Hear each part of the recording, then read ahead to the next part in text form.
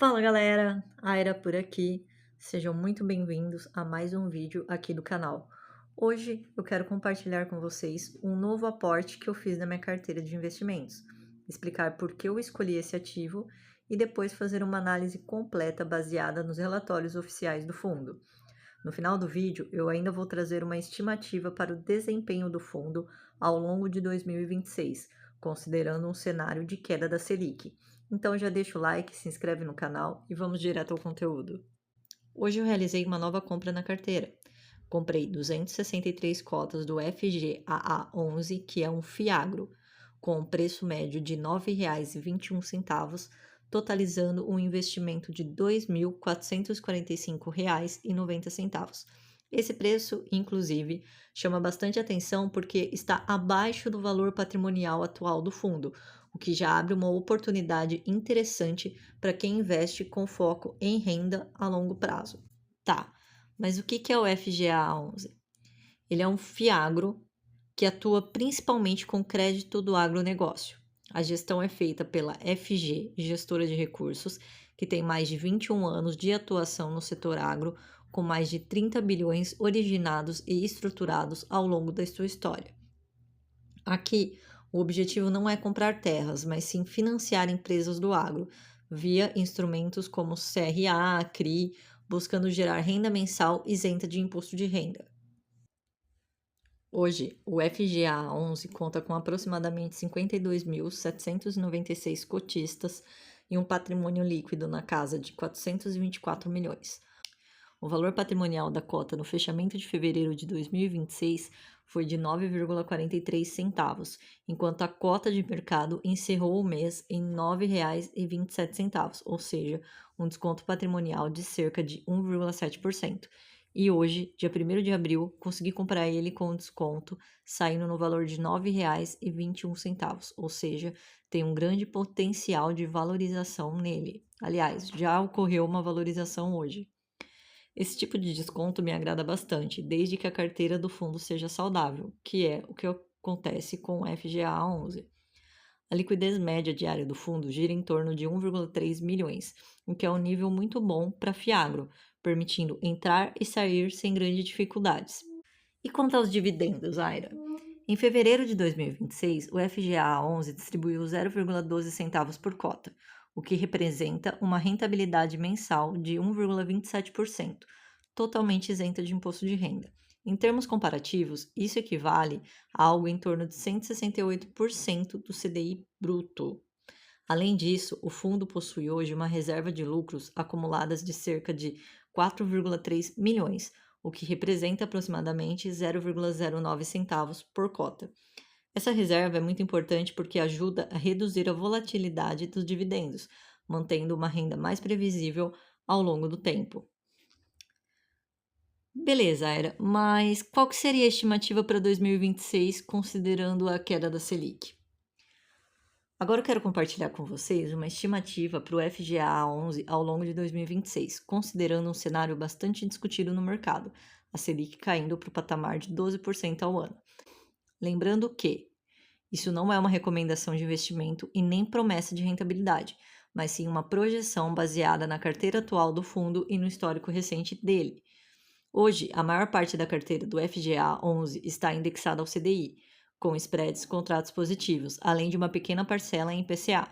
Num cenário de Selic em 12%, o CDI ficaria muito próximo disso, e considerando spreads médios entre CDI mais 2% e CDI mais 5%, é razoável esperar que o fundo consiga entregar algo na faixa de 13,5% a 15% ao ano, isento de imposto de renda. Isso dá algo próximo de 1,05% a 1,25% ao mês, dependendo da reciclagem da carteira, novos investimentos e possíveis realizações. Traduzindo isso em dividendos e olhando para o histórico do fundo, eu trabalho hoje com um cenário de distribuição média entre 0,10 centavos a 0,13 centavos por cota ao longo de 2026, mantendo um dividend yield potencial na casa de 13% a 15% ao mês, mesmo com a Selic em queda.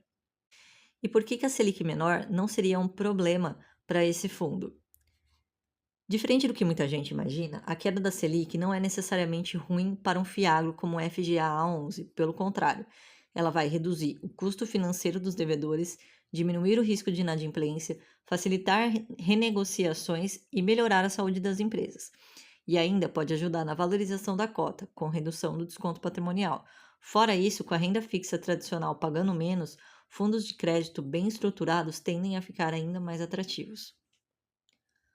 Além disso, há uma qualidade da gestão e do crédito. Um dos pontos que mais me agradam nesse fundo é a gestão ativa do crédito. O relatório mostra claramente que a gestora acompanha de perto os devedores, antecipando sinais de melhora ou deteriorização financeira. Tivemos, por exemplo, a venda de uma posição em Jales Machado após valorização e fechamento de taxa, além da decisão de não renovar uma operação que depois entrou em recuperação judicial, protegendo o patrimônio do fundo. Também houve rebaixamento interno de rating de uma posição, mesmo ela estando adimplente, mostrando um acompanhamento constante e conservador. Hoje, a carteira do FGA11 é composta principalmente por CRA, além de CPR e uma pequena parcela em CRI, com cerca de 73% da carteira em estratégia de carrego. O fundo possui 17 devedores, sem concentração excessiva e uma duration média próxima de 1,9 anos, o que traz um bom equilíbrio entre previsibilidade e flexibilidade. A maior parte dos ativos está classificada em ratings internos altos, o que reforça a qualidade do crédito. Em termos de risco, grande parte dos ativos do fundo possui rating interno elevado, predominantemente entre AAA, AA e A, além de garantias reais em várias operações. Do ponto de vista setorial, há uma forte presença de empresas ligadas ao segmento de sucro energético, grãos, fertilizantes, alimentos e logística, que são setores essenciais e menos sensíveis a ciclos econômicos extremos. Tá, mas se a gente pegar o portfólio do fundo e relacionar ao cenário nacional e internacional, o que a gente teria? Quando a gente olha para o cenário econômico global, vemos o ambiente ainda marcado por conflitos geopolíticos, como tensões no Oriente Médio, na Europa Oriental, além de riscos fiscais e desaceleração econômica em algumas regiões. Nesse contexto, ativos ligados à economia real e à produção de alimentos ganham uma importância estratégica, porque o agro continua sendo um setor essencial, mesmo em cenários de incerteza. No Brasil, apesar dos desafios fiscais e políticos, o agronegócio segue como uma das principais âncoras da economia, sustentando exportações, geração de caixa e demanda estrutural. E isso conversa diretamente com o portfólio do FGA11, que está exposto a empresas que produzem alimentos, energia renovável e insumos agrícolas, setores que tendem a ter menor elasticidade de demanda, mesmo em crises.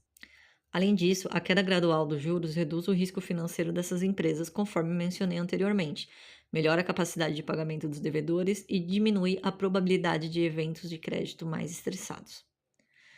Resumindo, galera, o portfólio é diversificado e bem estruturado, a exposição a setores essenciais da economia, tem uma gestão ativa, conservadora e com histórico de decisões assertivas, dividendos isentos e consistentes, e um cenário macro que, apesar dos riscos, favorece ativos de crédito bem estruturado no agro. Por todos esses fatores, eu fiz esse aporte no FGA11 e fico confortável com essa posição dentro da minha carteira. Um outro ponto importante foi a rentabilidade real menos a inflação dos últimos meses e anos. Eu cheguei a uma dedução que, nos últimos 3 meses, o fundo teve uma rentabilidade aproximadamente de 1,88% ao mês, nos últimos 12 meses de 2,22% ao mês e nos últimos 24 meses 3,73% ao mês.